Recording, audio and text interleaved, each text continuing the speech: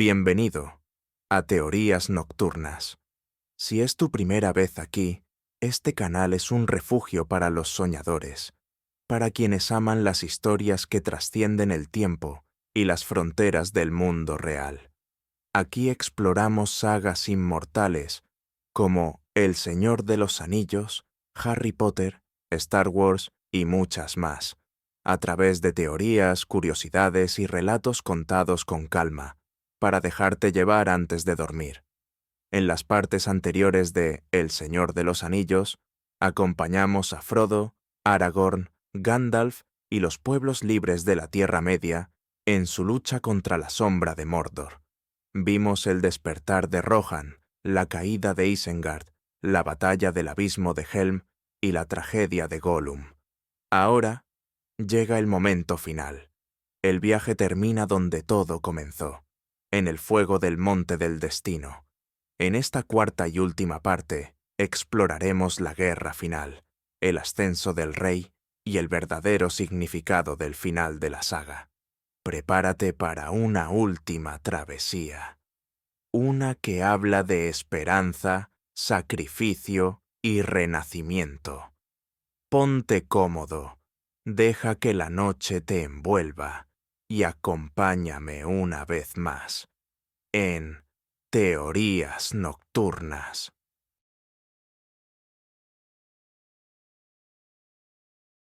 Capítulo 19. El ascenso de Aragorn y la Guerra del Anillo.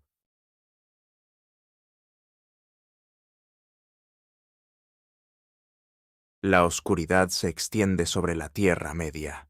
Los ejércitos de Sauron avanzan, las montañas arden, y los hombres libres se preparan para su destino final.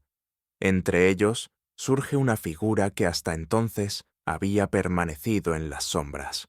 Aragorn, hijo de Arathorn, heredero de Isildur, el rey que regresará. Pero lo que hace fascinante a Aragorn no es su linaje, sino su humildad. Tolkien nos muestra a un hombre que duda de su destino, que teme repetir los errores del pasado.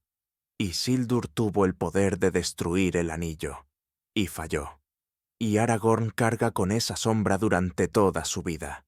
Sin embargo, a diferencia de su antepasado, Aragorn no busca el poder, sino servir. Lidera no por ambición, sino por necesidad. Y cuando la guerra del anillo se desata, no lo hace como un conquistador, sino como un protector. En el retorno del rey, su transformación se completa. Ya no es el montaraz que vaga sin rumbo, sino el símbolo de la esperanza. Su primer gran acto como líder es convocar a los muertos del sagrario, esas almas que un día traicionaron a Gondor. Muchos creen que este episodio simboliza la redención. Los muertos representan las culpas del pasado, las promesas incumplidas que pesan sobre los hombres. Y Aragorn, al pedir su ayuda, no los domina, los libera, les da la oportunidad de cumplir su palabra. Ese es su verdadero poder, no el de un rey, sino el de un guía que inspira respeto, que transforma el miedo en coraje. Algunos estudiosos ven en Aragorn una figura mesiánica, el rey que regresa, la luz que guía en la oscuridad. Pero su grandeza está en su humanidad. Duda, sufre y, a pesar de todo, sigue adelante. Su amor por Arwen también encierra un símbolo. Ella representa lo eterno, lo inmortal, él lo mortal y efímero. Su unión es la reconciliación entre ambos mundos, la promesa de que la muerte no es el final, sino parte del ciclo del renacer. Y cuando finalmente se levanta como rey, no lo hace por orgullo, sino por deber. Lucha no para conquistar, sino para preservar lo que ama. En la batalla de Pelennor Fields, Aragorn se convierte en la encarnación de la esperanza. No se oculta tras murallas ni da órdenes desde la distancia. Pelea junto a los suyos, hombro a hombro. Y es ahí donde demuestra que un verdadero líder no inspira miedo, sino confianza. Su coronación no es un triunfo personal, Es la restauración de una era perdida. Cuando se inclina ante Frodo, cuando reconoce al pequeño hobbit que llevó el peso del mundo, Aragorn nos recuerda la lección más profunda de Tolkien. La grandeza no está en el poder, sino en la humildad. Así, el rey que un día temió su destino, finalmente lo acepta, y bajo las trompetas que resuenan sobre Minas Tirith, la Tierra Media renace, porque incluso en los tiempos más oscuros, un solo corazón valiente puede cambiar el destino del mundo. Capítulo 20. El Monte del Destino y el último acto de Frodo.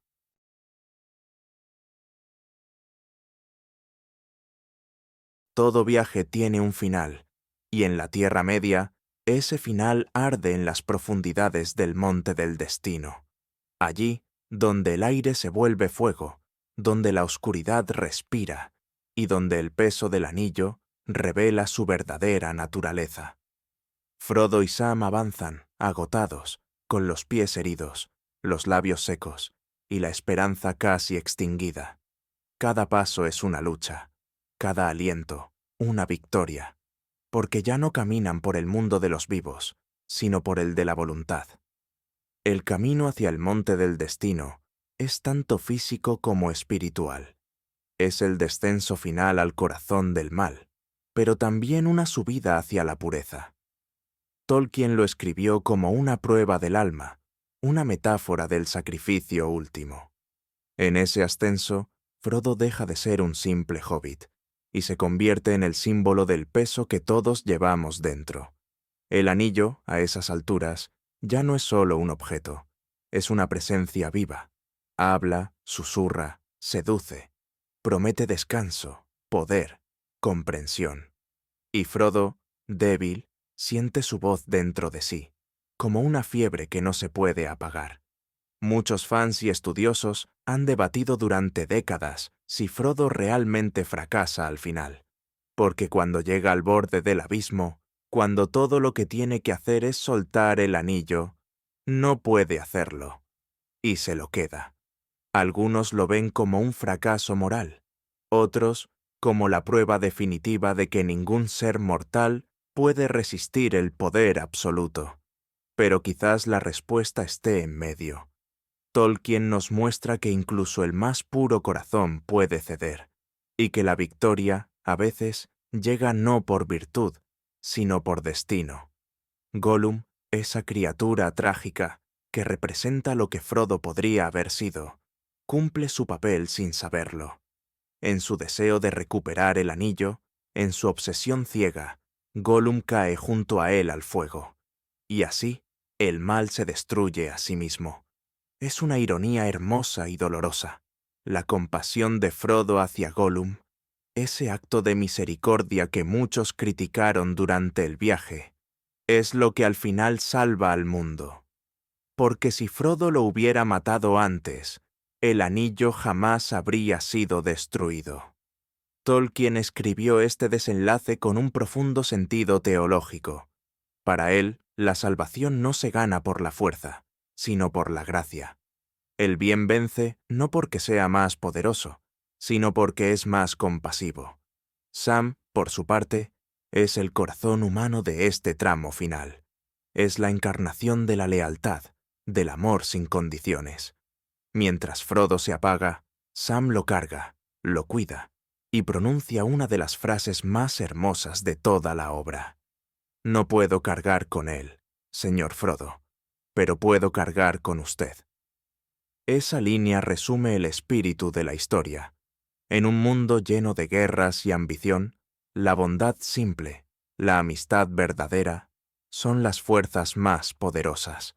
Y cuando finalmente el anillo cae al fuego, cuando la montaña estalla y el humo cubre el cielo, el silencio que sigue no es de celebración, sino de alivio. Frodo no sonríe, no grita, solo mira el vacío, porque sabe que algo en él se rompió para siempre. Hay una teoría muy conocida entre los fans que dice que Frodo nunca regresó realmente de Mordor, que su cuerpo volvió a la comarca, sí, pero su espíritu quedó allá, entre las sombras y las llamas. Por eso no encuentra paz. Por eso, cuando parte hacia las tierras imperecederas, no lo hace para vivir eternamente, sino para descansar por fin. Ese viaje final en barco, junto a Gandalf, Bilbo y los elfos, no es una huida, es una despedida, el cierre de una herida que el tiempo no pudo curar. Una forma poética de decir que algunas batallas, aunque se ganen, dejan marcas que nunca se borran. Frodo representa la pureza, pero también la fragilidad, el precio de mirar demasiado de cerca al mal. Y en eso, Tolkien nos deja una enseñanza profunda, que incluso los héroes más pequeños pueden salvar el mundo, pero no sin perder algo en el proceso. Otra teoría interesante sugiere que Frodo, en realidad, es una figura crística, no porque muera o resucite, sino porque carga el pecado de todos.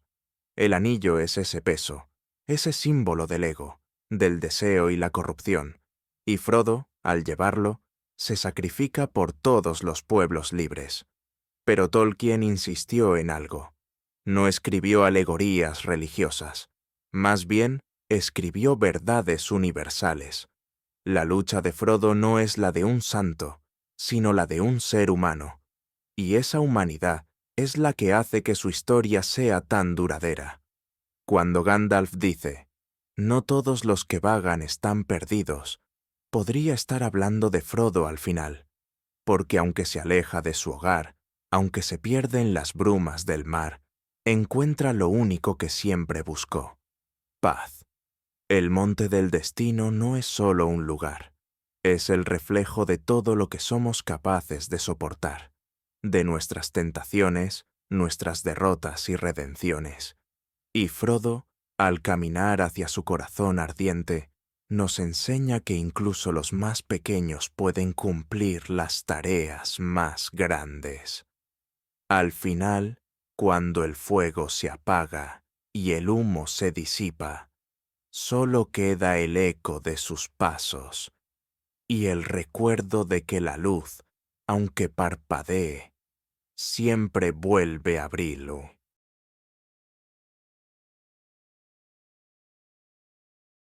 Capítulo 21.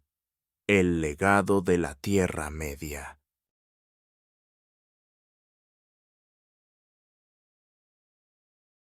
El viaje termina, pero la historia nunca muere. Cuando las últimas páginas de El Señor de los Anillos se cierran, queda un silencio extraño. No es vacío, es plenitud. La sensación de haber caminado junto a héroes, de haber visto caer reinos y nacer esperanzas, de haber respirado, aunque sea por un instante, el aire antiguo de la Tierra Media. Muchos piensan que la obra de Tolkien es solo una aventura épica, una historia de guerras, dragones y magia. Pero en realidad, El Señor de los Anillos es un espejo, un reflejo del alma humana, de sus miedos, sus deseos y sus redenciones. Cada personaje representa una parte de nosotros. Frodo, la carga que aceptamos aunque nos duela. Sam, la lealtad que nos sostiene cuando todo se desmorona. Gandalf, la sabiduría que nos guía en los momentos oscuros. Aragorn, el liderazgo que nace de la duda y el servicio. Y Gollum, la sombra interior que nunca desaparece del todo. Tolkien no solo escribió una historia fantástica, creó un mundo donde la moral y la mitología se entrelazan, donde la magia no es un truco, sino una forma de hablar del alma. Hay una teoría fascinante entre los estudiosos. Dicen que la Tierra Media es una alegoría del mundo antes del olvido, que cada era representa la pérdida de algo sagrado, una transición desde lo mítico hacia lo humano. Por eso, al final de la historia, los elfos parten, los anillos se destruyen y los hombres heredan la tierra. No es una victoria absoluta, sino un adiós. El mundo mágico se retira, y queda el nuestro, el mundo de los mortales. Esa melancolía final, ese tono de despedida, es una de las cosas más profundas de la obra.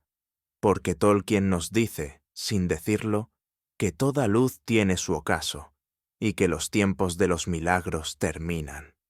Pero también nos deja una esperanza, que incluso en un mundo sin magia, el bien y la belleza pueden sobrevivir en los corazones humanos. Otra teoría hermosa sugiere que Frodo, al partir hacia las tierras imperecederas, no escapa del dolor, sino que representa el último puente entre ambos mundos. Él lleva consigo el recuerdo del sacrificio, para que la memoria del bien no se pierda entre los hombres. Frodo se convierte, en cierto modo, en el guardián del relato, el primero y último testigo del fin de la Tercera Edad. Y es curioso pensar que, sin Frodo, la historia se habría perdido.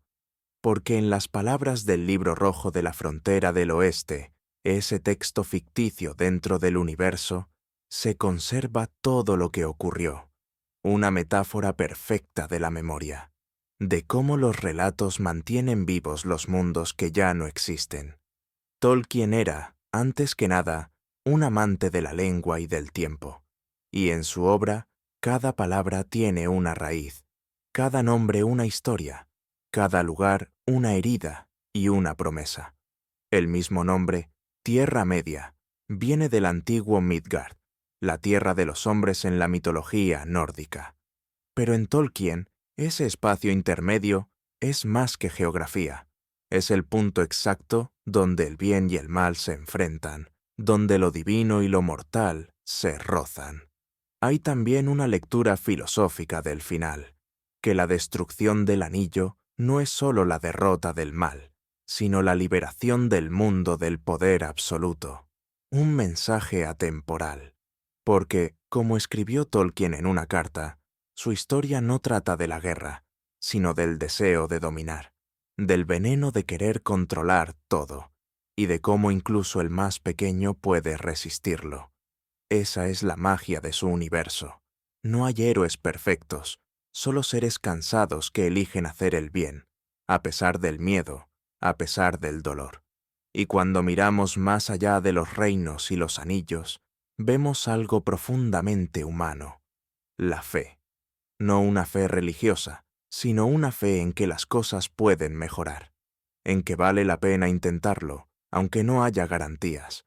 Al final, la comarca vuelve a florecer, los reyes son coronados y los amigos se despiden. Pero la historia no termina realmente, porque, de alguna manera, cada vez que alguien abre el libro, la Tierra Media renace. Los elfos vuelven a cantar, las espadas se encienden y los caminos se abren de nuevo bajo el sol. Ese es el verdadero legado de El Señor de los Anillos. No las batallas ni las coronas, sino la memoria compartida de un mundo que quiso ser mejor. Una promesa que cruza los siglos, que mientras haya alguien dispuesto a creer en la bondad, la oscuridad nunca vencerá del todo.